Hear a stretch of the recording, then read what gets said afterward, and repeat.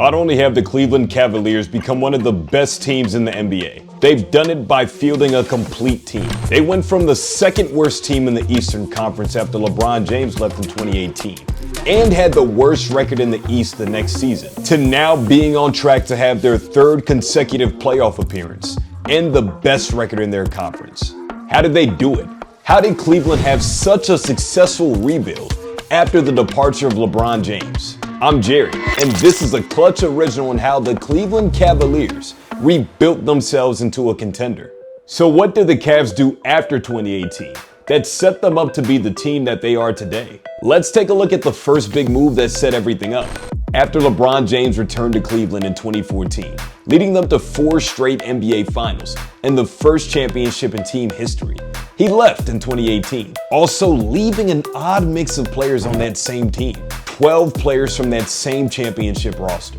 A team with the same number of players from the previous title team should continue to be a contender, right? But not when you lose LeBron James.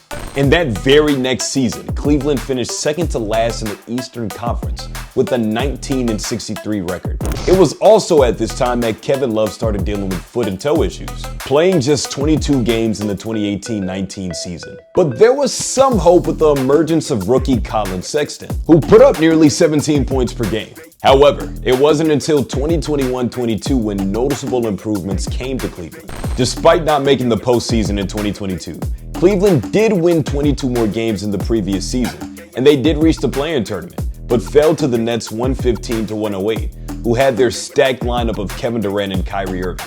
And the pieces were starting to come together now, with members of this roster now being on the 2024-25 one. So, how did this all start?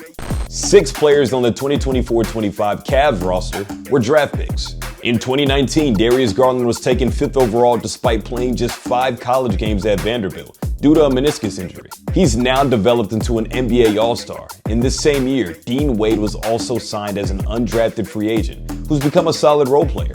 A year later, they took Isaac Okoro with the 5th pick. Then in 2021, Cleveland got their anchor, taking Evan Mobley 3rd overall out of USC. They continued to build their roster from there. In 2022, Luke Travers was taken 56 overall. In 2023, Imani Bates. And in 2024, Jaylon Tyson. They also added Craig Porter Jr. as an undrafted free agent in 2023. And even with these picks, it wasn't enough to lift them to contender status. But then other trades and acquisitions were made. Jared Allen quietly became one of the biggest pickups for Cleveland in recent history. Because in 2021, the 4-team blockbuster deal that sent James Harden from the Rockets to the Nets became huge for the Cavs. They received Allen, Taurean Prince, and Alexander Vezenkov. Now, Allen has quickly become one of the most important players on the roster, and Cleveland has become known for these underrated trades. This includes their 2025 trade of Karis LeVert and Georges Niang to the Hawks for DeAndre Hunter. But it was one not underrated trade that has lifted this team to the top of the NBA levels. And it was this specific trade that changed them from young team with potential to official playoff contenders.